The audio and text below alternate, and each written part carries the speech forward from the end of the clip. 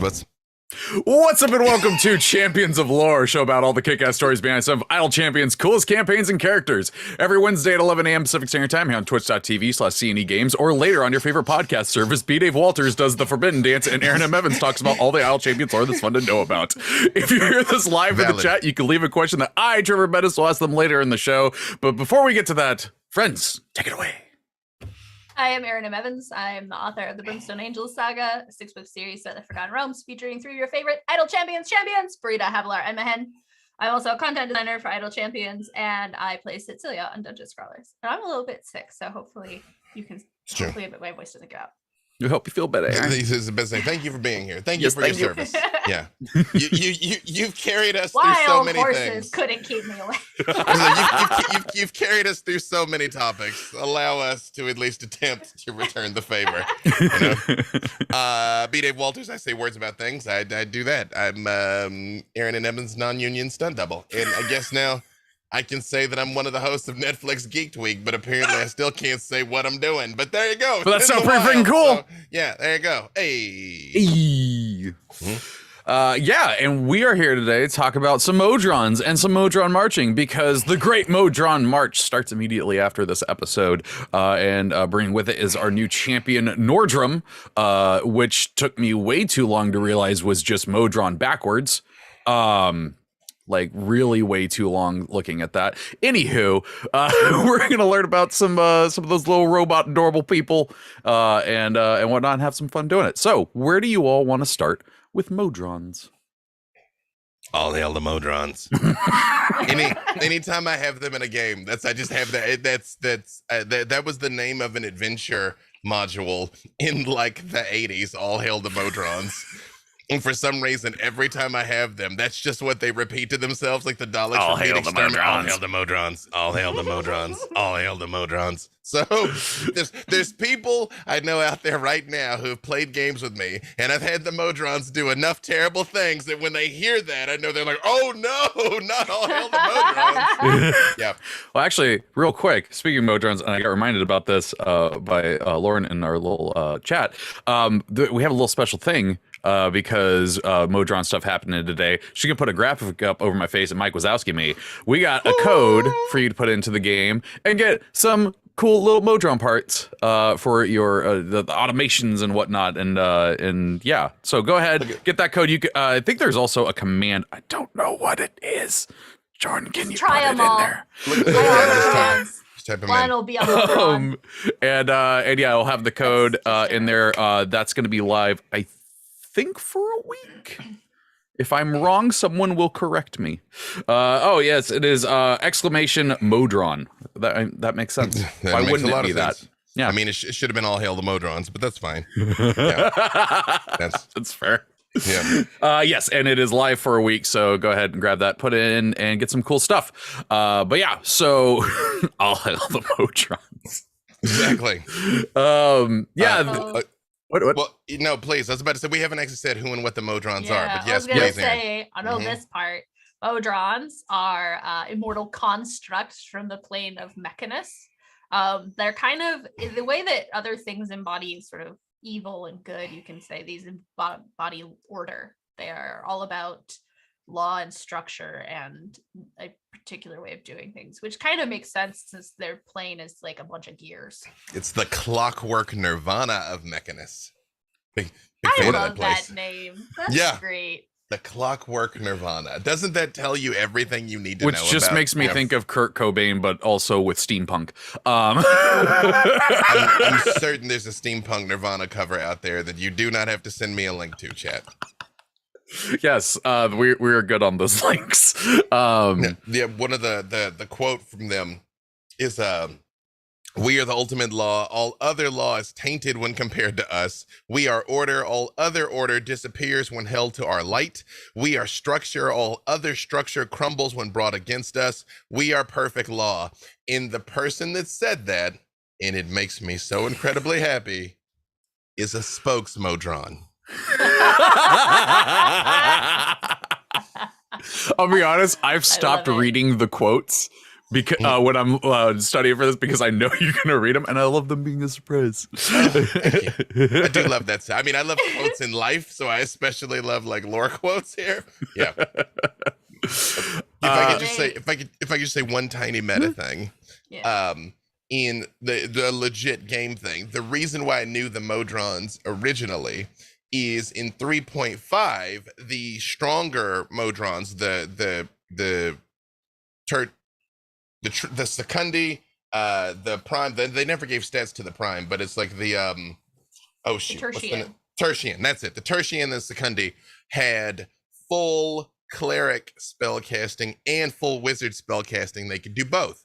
And terrible people like me figured out ways that you could wild shape into those things, so you could turn into that and have full wizard spellcasting and full cleric spellcasting and be like a killer robot, and it's pretty cool. Yeah. Was this part of your I1 D&D build? This is exactly part of my. This was pivotal to my I1 D&D. I did such a good job. It actually wasn't fun. Like it was. I told you. It was that episode of Dexter's Lab where he finally secured the lab so much Dee Dee couldn't get in, but it also meant he couldn't either. When he was like, I won, but at what cost? This, that. Yes. Becoming a Modron was a pivotal part of that. Yes. And all I have to say to that is, of course you would. Look, man, if they didn't want me to do it, they shouldn't have made it possible. So all of that is to say that it's I think Erin's about to talk about this, but the Modron are very hierarchical. There's a prime, there's a first one, which is a supreme one, isn't it? Yeah, it Primus? is. But it's a position that can be ascended to. Yes. You can move up and down the hierarchy. Okay, let's talk about that, because there are Modron just kind of does the wide scope of it, but there is a full list of types of Modrons. 14 casts of Modrons. Yeah. Go. It's categories. They do increase from fairly ridiculous to world ending. Yes. Yes. True. Yeah. And so they're separated into two groups. There's the base Modrons and then the hierarch Modrons. So what's up with the base model? The ones that doesn't come with the bells and whistles. So they are all kind of geometric shapes, and they get more sides as they get more important. So a monodrone is basically like a little softball. They're actually medium sized, but I can't not picture them about this big. There are some like in the art, there were very small ones in the past. Yeah. I will continue with that. This says in 5th edition, a monodrone is a medium sized construct. Oh, in That's 5th edition. Too big for how cute it is. I see Modrons kind of like grunts from Halo, where everyone's like, oh, they're so tiny and cute. And then you find out that they're 5.5 feet tall, and you're like, oh, you're a nightmare. Yeah, no, there definitely were pocket size Modrons before. Yeah, 100%. Also, as a quick note to the monodrones, there are 300 million plus of them in existence. They actually have how many of each of these there are. I love that. Because they keep making more when they get crunched. So you can ascend. Yes. Right? Like you can get. Do they just like rebuild you? So I think it's a similar principle as remember how we've discussed it's possible to ascend the hierarchy of the hells up from a larva to becoming a Baelor. It had the it's like which is like magic though. Yeah, but it's not magic. Like I'm sure they think it isn't, but I mean. I don't know if they just go through a Pokemon evolution. Well, and I think that's kind of what it is, because like it also talks about the fact that like a monodrone is mainly mechanical with a little bit of organic in it, and as you go up higher in the scale, they get more and more organic parts to them, which is also just ugh. I don't want to know.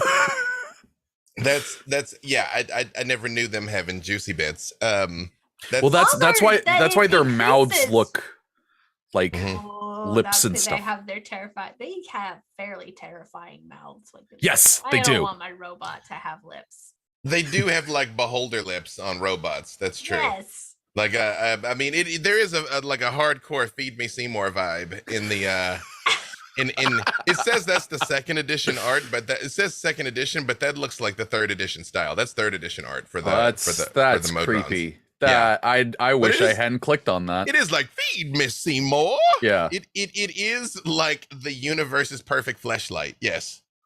Okay, we're gonna move past that one as fast as humanly possible. Okay, so monodrones give way to duodrones, which are kind of like made like little blocky guys. Like if you asked a 5-year-old to draw a robot, you're welcome. It would look like a duodrone. Yeah, true. Most of the lower tier Modrons look like a 5-year-old drew them. That's true. No. The tridrone is sort of like an upside down spooky pyramid off the dollar bill. Yep. It's got a lot of extra legs, and there's faces on all the sides of the triangle. They kind of look like Bill from Gravity Falls. Yeah. Oh yeah. Mm-hmm. And then what do we got? We got a quadrone, which I'm having trouble making the picture come up, but I think that one. Oh, that's what Nordrum is. It's yes. like a box with wings. Mm-hmm. Yep. And then you've got a pentadrone, which the pentadrones are wild. You know what I think it is? There definitely were some very small Modrons, because even in the 5th edition art, that's a Modron or a monodrone in the upper left, but also like they see that super teeny tiny one in the lower right. Yeah, is that also a monodrone? Actually, this becomes the question: is it super teeny tiny, or is a pentadrone monstrous? I think a pentadrone's pretty big. You know what's funny? They're size large. I was that is literally the point that I was heading towards, that I'm like, I think we thought they were little when really what they were trying to get across is the other ones are really big. So they put them here like for size reference. And that's why we were like, look at that little guy. Exactly. Next to the slightly larger starfish monster. Yeah, you were like, I want him to bring order to my reality. Okay, come here, little guy. He can tidy up my garden or my pantry. That needs it. That's true. I was like supporter of Mechanist, what is it? The Nirvana of gears. Clockwork Nirvana of Mechanist.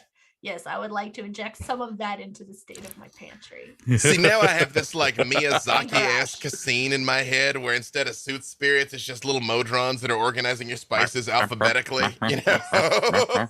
And like you go to like cook with one and it's like batting your hand away because it doesn't want you to like run. Order. Yeah. Order. I would enjoy very much having a character. This is probably more of a novel character thing than a game character thing, but like a summoning wizard who's like very good at what they do, but does it entirely for practical reasons. So you summon a bunch of little Modrons and you convince them you're ahead of them, and you're like, tidy this shit up.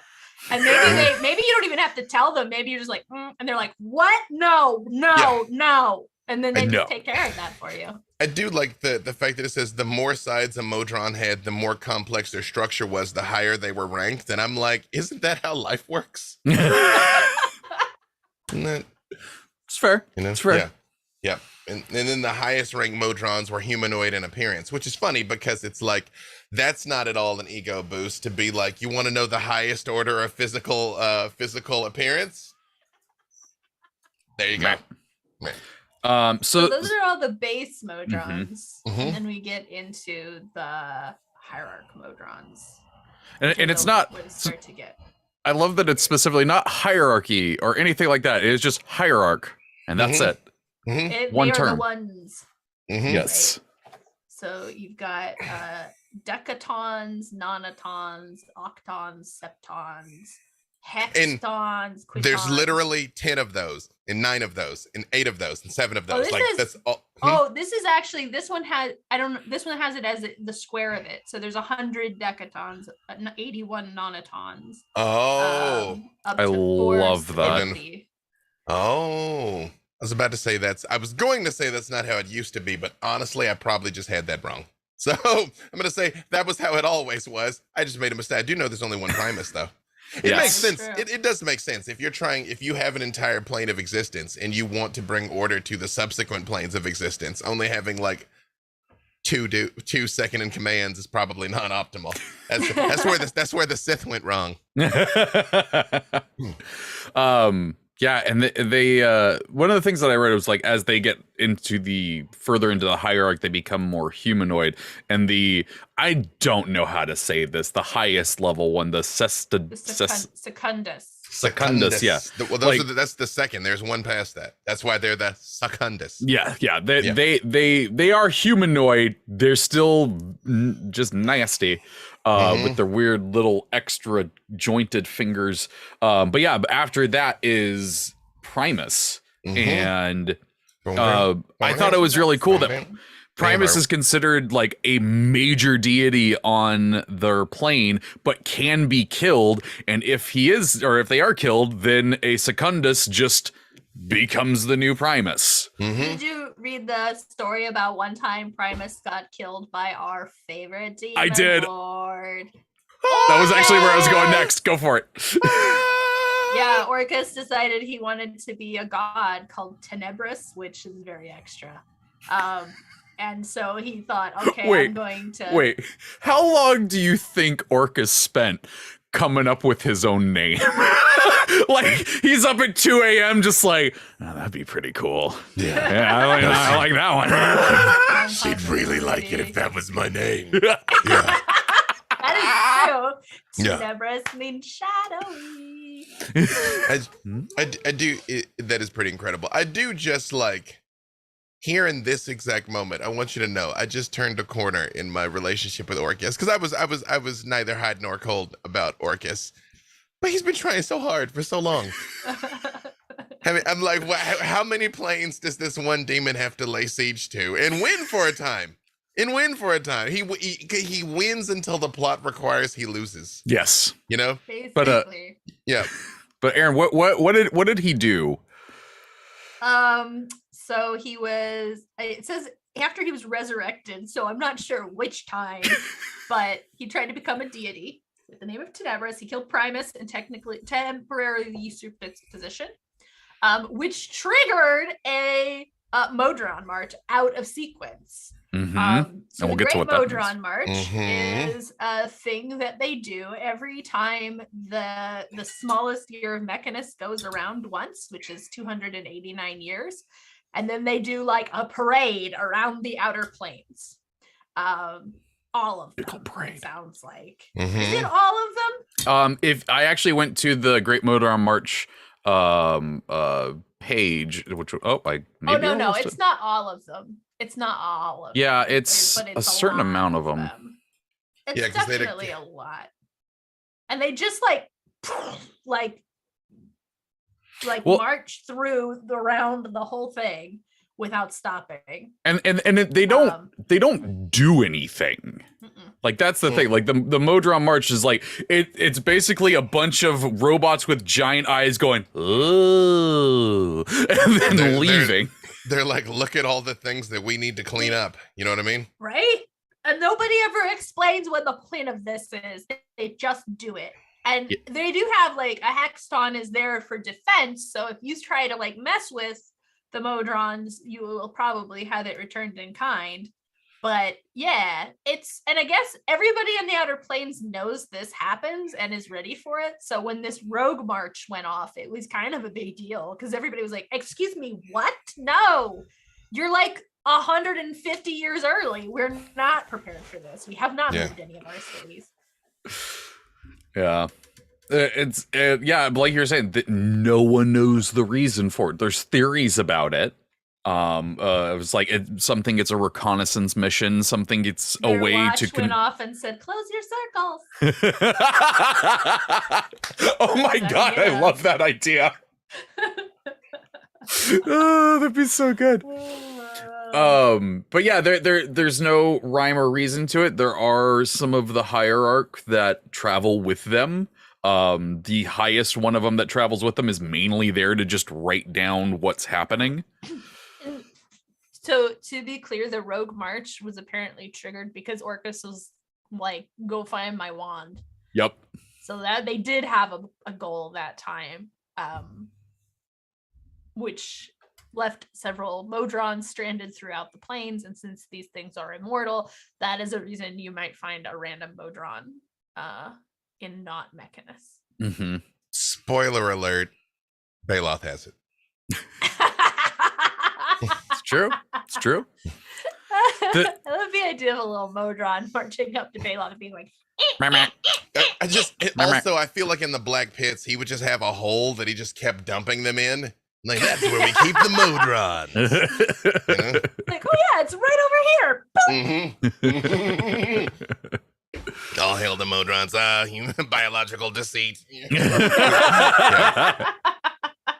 Also, to be clear, nowhere is it written that they talk like that, but they make such a big deal about being robots and being so perfect and everything. I'm like, well, that was the thing. Like, I talk like adorable little baby animals. True, they're like, we are the Modrons. We are. Like, kids in my D&D game ran into a Modron once that had lost its mind, and it was like hugging a gear they needed, and they had to swap it out, and it was just sitting there rocking the gear, going zoop zoop zoop, and they lost their mind. They're like, that is the cutest thing I've ever seen, and I'm like, I think I have mischaracterized Modrons for you, but okay.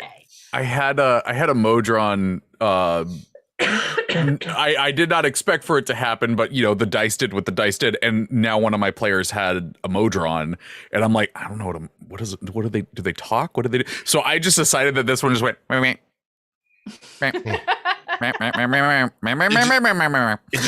just makes the noises that a 3.5-inch drive made. And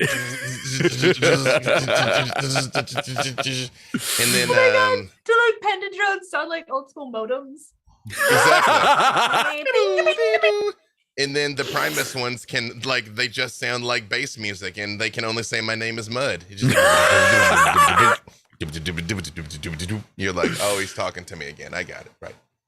I do enjoy that, like, even though these things, they, like we talk about, they have the very uncomfortable human looking mouth, they, on Mechanus, they talk telepathically to each other, which I'm very confused about. I don't want to open this door. Oh, now we have to. So here's the thing. So we talked about how they're immortal, but they actually do require one form of sustenance. Where was that? Now I'm making sounds like them. Modrons required regular intake of a unique form of psychomorphic energy. It had the consistency of thick jelly and emitted a faint inner light. It was harvested by monodrones and stored in large pools in Regulus. Modrons had to intake this substance every few weeks, or else they began to degrade. And that that degrading took an extremely long time. And I guess in a most recent book, there is a place that I'm not going to spoil where, there is a place that you can come across some Modrons that have been stuck where they are for 200 years and they can't even speak anymore. Yeah. That's tragic. And also, this is very gross. Yeah. You don't want to eat what I was about to say, psychotropic. That's a different word. Psychomorphic jelly. That'd be an awesome band name. It's psychomorphic jelly. I mean, I think the part that my brain really rebels at is that this is harvested. Yeah, it doesn't. It's a thing they scrape off of something, or. I don't like that. Yeah, that's why I will pass on becoming a Modron if anyone asked. I mean, but you would be perfected, apparently. You know? Although it is, there's very much like, we're these perfect, like, robots, but there very much is like a Borg / tool influence in their aesthetic here. Exactly. Yeah. Yeah. Like, all of them could be in the video for sober. Yeah. But they're like, but we're perfect though, you know, which I feel, because I think, I mean, and now this is just a pure aesthetic thing that I'm like, if they're the creatures of ultimate law and order, right? Bloom bloom, then I would have leaned personally, I'd make them even more geometric. You know what I mean? Like, there'd be almost like no rounded edges. So you're going for the biblically accurate angels. Exactly. Do not be afraid. And it's like, well, but you're terrifying. So that's why I'm feeling like this, Yeah. So I looked into real quick here, Regulus, the place that they said that, that's where the Modrons go to ingest this. Apparently there is a citadel where new Modrons were created by Primus. Like if a new Modron is created, it happened there. Little baby Modron. The wee baby. Okay. I just need you to know that if we were playing a game and you described that scene just like that, I would fireball it preemptively. I'm like, nothing good can come from this. Fireball. Because you were saying it like that, I've been seeing this TikTok audio going around. I just hear in my head, it's like, I'm a Modron. Oh yeah, what are you now? I'm just a baby. Just seeing a little Modron. That's honestly, that's when I'd be like, okay, I won't fireball it. Disintegrate. Like, I must be sure. You know what? Twin spell disintegrate. Yeah. I have to get rid of this thing. Oh God, yes. Let's see. I know there was something that we missed. Is there something we missed? I do love the fact that like they're in so many places though. Oh yeah. That you can find them. Like they've been Acheron, the Astral Sea, Celestia, the Eternal Sun, Mechanist, where they chill. But then I saw formerly Dweomerheart, which this is a bit of a detour, but like there was a plane called Dweomerheart. There was a celestial plane where like Mistra was chilling. Yeah. I mean, you know, again, as Mistra is wont to do. But apparently it was eradicated, and I don't know why. So I was just so it was destroyed as part of the start of the spell plague. So Cyric assassinates Mistra in Dweomerheart, and it like basically blows the whole plane open, which is what launched Azuth into the 9 hells. And yeah, it was a big mess. And then boom, the blue fire happens, and we have the spell plague. Cyric messes. Yeah. But could you just imagine though, like, 'cause again, you know, all the planes have all kinds of sentience. Like you're just like a cobbler or something. You're just like doing your thing, and then like somebody shanks God, and you're like, you're like, why is the sky fire? And then boom. Yeah. Kaboo. And then someone shanks God. These things can be found all over the place. Apparently one of the first people to discover Mechanus and the Modrons were discovered by Netherese explorers and Archmage Lady Polaris. Yeah, I think that's right. Who magically bound and employed them as guards.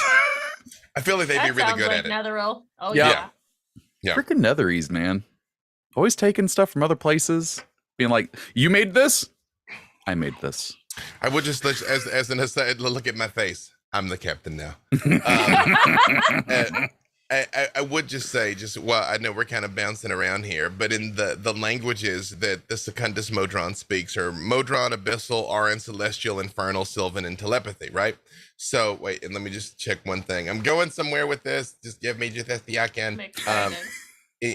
Also, in the normal Modrons, the monodrones, I'm just trying to verify, it doesn't specify where. Yeah, they only speak Modron. So if like the bottom ones don't speak common and the top ones don't speak common, like they go on the Modron March and can't talk to anybody. Like they really are just tourists. You know what I mean? They're just like making modem noises, walking through reality. I mean, I love the idea they've got like a little Lonely Planet guy. Mm-hmm. See, Where is your psychomorphic jelly dispenser? Because they've got the giant eye. Like I just imagine them holding giant cameras that go to the neat. just a little bit of suntan lotion is like right under there. All little Modron fanny packs. They're all wearing sandals with socks on. Exactly. I get why these wars started now. You know what I mean? That you're just like, no, we got to put an end to whatever that is over there. I will say about the Great Modron March, though, one of the things that's so freaking sad, though, is that because they went to these just ridiculously dangerous places, most of the Modrons didn't make it back. Like, they straight up say, like, only a few finished the march. And I'm like, that's so sad. It's like, so now my brain just went to like 300, where these like sad little Modrons are both the Spartans and the Persians. They're both this oncoming horde, but also this one thin line against something else, and just that's what it was. It was their combat. So like that's the interesting thing about the Modron March is that it's not violent, but when it goes into the combat, they're absolutely terrifying. I'm going to read this verbatim from the wiki. Modron armies battled the forces of chaos and entropy across the multiverse. They used logic in developing their tactics and followed proven battle strategies. They were relentless in battle, fighting without compassion or remorse, and were willing to sacrifice themselves to achieve their objective. Yeah, like me. Except like, a couple 100 million of you running right at people. Right. Yeah. I mean, I'd like to believe I won't fancy myself that I'm like, to the godlike capabilities of like the Secundus or the Primus, but I think I'd be far enough up the hierarchy that I'd look like a character from a Nine Inch Nails poster. That's fair. One would hope, That's fair. I would aspire to that. So I was going to pass over to chat to see what questions they've been posing while we've been talking. Any other things you want to touch on with Modrons and the Great Modron March? All hail the Modrons. All hail the Modrons. Okay. First one, Cassius is touched on something that B. Dave referenced, but question, Modron versus Borg, who wins? I mean, the Borg are supreme, so... Yeah, I want the little Modrons to overwhelm, but I kind of feel like it's got to go to the Borg. The Borg. Yeah, well, that and the Modrons aren't attempting to assimilate. I mean, they're attempting to bring order, but they aren't attempting to assimilate. The Borg are attempting to bring order by assimilation, and a lot of these things, geek culture is so cross-pollinated.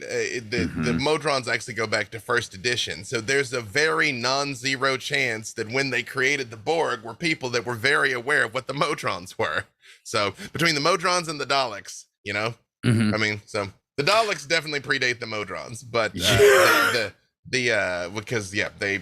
Daleks premiered literally the day JFK was shot. Was the first episode with the Daleks ever aired. Oh wow. They did a thing about that during the Doctor Who 50th, and they're about to do a 60th, which is weird because the last 10 years it just happened. It just happened, but I digress. Yeah. So as we talk about the cyclical nature of inspiration, there's a real chance they were very clear on what the Modrons were, up to and including the Borg Queen when they designed them. Yep. The Borg. I do want to point this up. I saw Rob in chat, and I did totally forget about this. This was from Selendrasama. A monodrone cannot understand tridrones or any. Basically, they can only comprehend the one level above them. Anything above that, they're just like, if a monodrone saw a tridrone, it would just go, "That's a big duodrone." And like if it saw an octodrone, it'd be like, "That's a really big duodrone." They're not aware. Like, they can't process anything higher than the thing above them. That's weird to me, but... I mean, I kind of love that. Like life. Yeah. I kind of really love that. Let's see. Sorry. Does it mention, out of curiosity, so like, okay, a pentadrone, right? A monodrone is like, that is a big duodrone. It doesn't understand what that is. Does a pentadrone understand what a monodrone is? Yes. Does it not separate them? Is it just like, those are all very different shapes of underlings? I believe they can comprehend what the lower forms of the drones are. Yeah, they comprehend down. Yeah. Mm-hmm. But I mean, I'm happier. Yeah, I get like it would be weird if they forgot. Sorry. Well, yeah, especially if you're like, I keep getting promoted, and then like, I'm over literally I'm over, 4 secundi. Like, okay, did we win? You know what I mean? I'm all like, the whole Modron Empire is the 5 of us. Yeah. So a fallen angel in chat said Americans talking about Doctor Who and Daleks with a heart, and I'm like, listen, I have sonic screwdrivers at an arm's reach. Okay, I have an entire basket of them over there. So you are in good company here. It's the yeah, there you go. Actually, nice. Yep. This is my favorite one. This is my favorite one Whoa. because it's a sonic screwdriver. That is a screwdriver. So very quick detour. I was doing a stream once, and that one of the characters was an inventor, and they basically wanted to invent a sonic screwdriver, and I had this, and I kept referring to it as your legally distinct acoustic spanner. I'm like, you've made a legally distinct acoustic spanner, and I said that probably 5 times. Turns out the head of licensing for Doctor Who was watching the show that day, and this wasn't a show that had like thousands of people. It was like 150. It's so good. It was just so completely random. That's Y'all, so so funny. you guys think I'm joking when I'm talking about legally distinct, but No, it is literally it is saved important. me at least once. That actually happened. Yep. That's so funny. Let's see. Slap Happy Slappy says, will I miss out on these chests if I don't have split the party completed yet? No, you can get the Modron chest for today, and it'll be there waiting when you unlock it. Let's see. This is from Nothing in nowhere. Just put B-Day Walters fleshlight. I now have coffee all over my keyboard and monitor. If you don't know what it is, do not Google it. Either you know or you know. No, yeah, Do no not Googling. check. Do not. Rex Verde says, question, what would a Modron Warlock patron be like? If a Modron was your Warlock patron, Mm-hmm. I love it. But I have to admit my brain is not working on a level to process what does that look like if your pact is related to Ultimate Order. Well, I just realized because there's the Clockwork Sorcerer, but yeah, there really isn't one. I'm looking to see which one I think it would fit the best. Clockwork I feel like Sorcerer it definitely should would be work, but yeah. Let me see here. No, I mean, because they've added so many of these things now. You know, one of them will work. I mean, there's, I mean, not to shade, but it's like they're not all equal. You know, like the Pact of the Amulet and all that stuff. I'm like, All right, let's see. Yeah. Archfey, Celestial, Fathomless, Great Old One.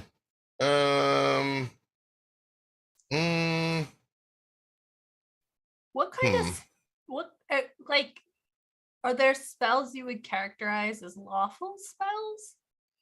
Oh, that's a good question. I I don't. think that's where I go first. Is just like starters. What does your spell list kind of look like? You should absolutely be able to summon a bunch of Modrons. That's definitely necessary. Not like it used to be. I mean, Sorry, go ahead. I was just saying I could sell a Celestial Patron because there are some on Celestia. Mm-hmm. I could sell it. I feel like the most lawful. I want to argue the most lawful spell is Fireball because it's very black and white. Boom, done. But it's also a little chaotic because it catches fire on everything. But maybe that's part of order is it flies equally all across the board. Then maybe it's Disintegrate because you know there is existence and there's eradication. You know what I mean? That's true. It's like you're here and you're not anymore. Yeah, and it's like not only are you not here anymore, you will not be coming back. You know? Yeah. No, I think that's true. Definitely a necessary spell for that. Yeah, I don't know what I would do with a Modron patron, and it would have to be one of the hierarch, in my opinion. Like I will argue about this until I die, but since I'm almost dead, I am not going to start it up.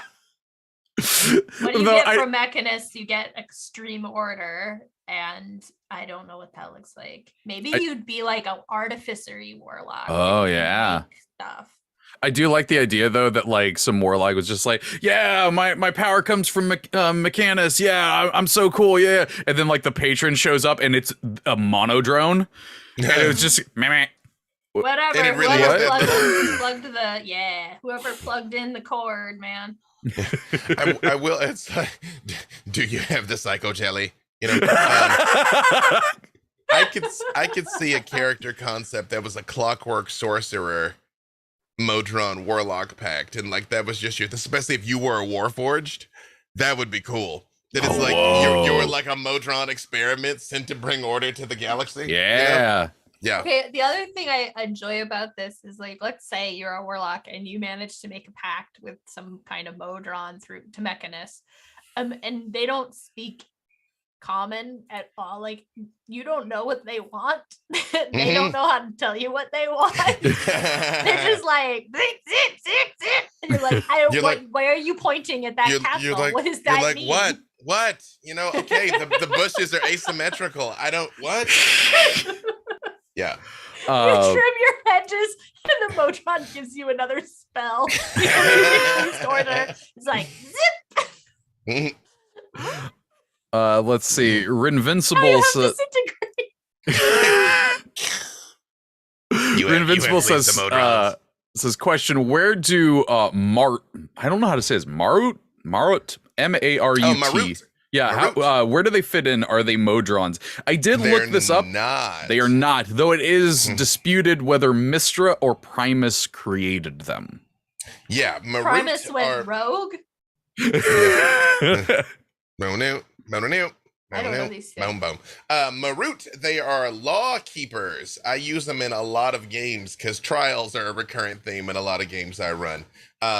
They are constructs in they're enforcers basically. And if they become aware of the fact that there's been some breach of the law, they can come after you. Also, they preside over certain courts that you can be dropped in, and they are in Mechanist, but they are not Modrons. Yep. They are creepy looking. I like Maruts. Yeah, they're in the Hall of Concordance and Sigil. Here's what's funny. I knew in most of my games they're in the Hall of Concordance and Sigil. I just couldn't remember if that's a thing I did or if that's where they're supposed to be. That's always fun. Actually, are supposed to be in the Hall of Concordance and Sigil, which again is like Sigil is the city at the center of the universe, so that's like the court in the center of the universe. So it's like the ultimate court, basically. There's a Modron detail that I forgot to mention because I think is funny. It says that the Lilendi, who are these like winged snake women, they're really beautiful celestials. They guard the infinite staircase. They have a grudge against the Modrons for reasons unknown. The idea that there's this beef, and they're like, they know what they did. They like Quebec. Let's see. Reaver01 says, question, since it sounds like the Hierarchs is like a corporation, when there is a forceful change in leadership, is that a hostile takeover? That's the thing. That doesn't happen. There's no hostile takeover. If one of them dies, another one moves up to take its position, and so on and so forth. And there's no like backstabbing because they're just like, yeah, they're in alignment. It'll happen when it happens. Yep. So it is a wild concept to think about, where it's just like, nope, that's just how it is. 1000%. Which, I mean, but if you think about it, for the creatures of order, it should be that way. Like they're just, but they're not creatures of bureaucracy; they're creatures of order. Yep. But which is wild because when you think about it, again, you know, the devils are creatures of law. So I feel like, devils are creatures of law, where like the letter of the law, not the letter of the law. Exactly. Like Asmodeus and Primus are negotiating, you know what I mean? And Primus is writing like tax code, and Asmodeus is writing like Hollywood rights contracts. You know what I mean? Like, we do have an accord here. You know what I mean? Whereas Primus is like subsection 5, paragraph 16, you know, subheading 83 says. Yeah. Yeah. So someone points out, this is Smuggle Bria. Well, Orcus kind of did a takeover. That was different, and That's mean, true. Not a Modron. Well, he's not a Modron. Yeah. I mean, he attacked. And they all went, I guess you're in charge. Yeah. Like, there was one interesting thing about it, where apparently the essence of the Primus Orcus killed still exists out somewhere in the multiverse. That's wild. Yeah. So there's a new Primus that replaced Tenebris. But the ghost of original Primus is still out there. Yeah. I only listen to original Primus, honestly. I mean, of course, you know, posers, you know what I mean?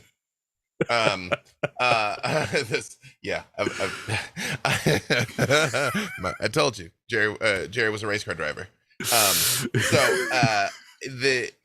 But because of the way the Modrons work, if the spirit of the old Primus was gone, I feel like it would have no ambition to return because it's like, I'm not Primus anymore. I understand that. You know what I mean? Like, that's the story I gotta tell now of like the sad ghost Primus that is just like, this is apparently my lot in life. Just out there playing bass in the Astral Sea. Yeah, it's like get fired from the job you worked at for 30 years and suddenly you're like, wait, I could do anything. Mm-hmm. I can do anything. I can even be a Modron. Sure. But I love that idea that the first thing it does is it goes and it tries to march and then it doesn't work because everybody can't see it. Exactly. Like they can't comprehend it. They're like, that's a giant monodrome. It's very poorly made. You know what I mean? It's like, I too like taking tourist photos. He like winds up going to what's the Planescape city? I'm suddenly Sigil. Oh, like, Sigil, yeah. Sigil. Yeah. That he goes to Sigil and like ends up working in a bar or something.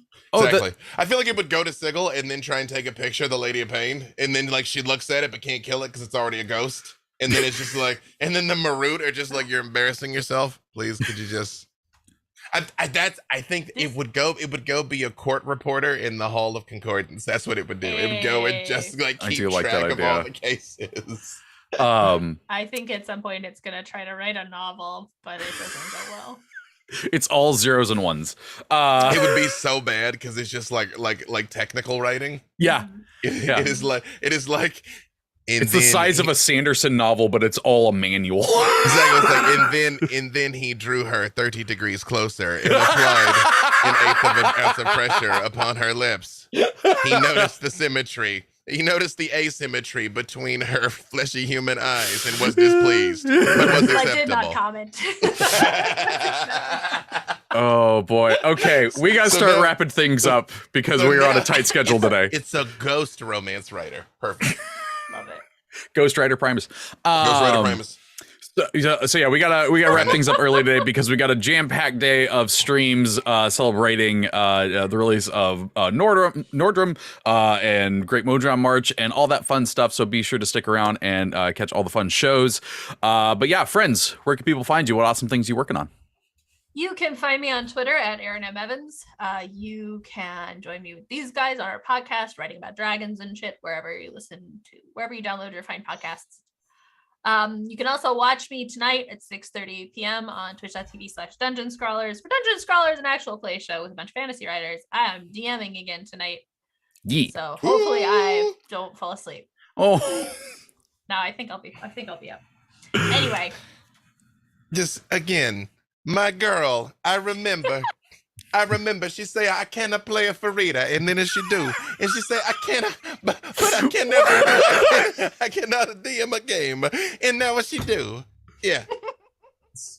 It's all so that broke me. So proud. So you know what that is? You became a Secundus. That's what it was. Evolution. B. Dave Walters. I say words. Sorry. I say words about things, apparently. Let's see. Tonight, Legends of the Multiverse. I don't know which episode you're going to see tonight, but Legends of the Multiverse on D&D, Twitch, 4. And YouTube. Episode 4, on D&D, Twitch, and YouTube at 5 Pacific.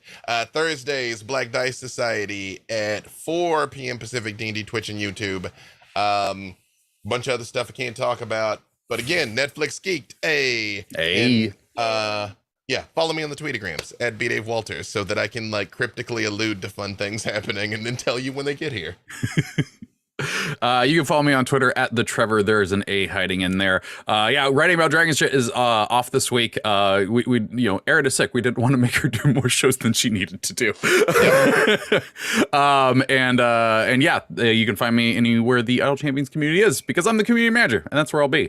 Thank you so much to Jordan for moderating the chat today and doing a fantastic job. Thank you to Lauren for producing, making the show look great. Thank you to Codename Entertainment for letting us have some fun, talk about some D&D. Like I said, we got a full day of streams going on that we got to get out of here for, so Lauren can start prepping for the next show. Peyton Slay's coming up right after this. It's a special episode. They're painting Modrons, so stick around for that. But that is going to do it for this week's episode. So until next week, champions out. Stay tuned for V.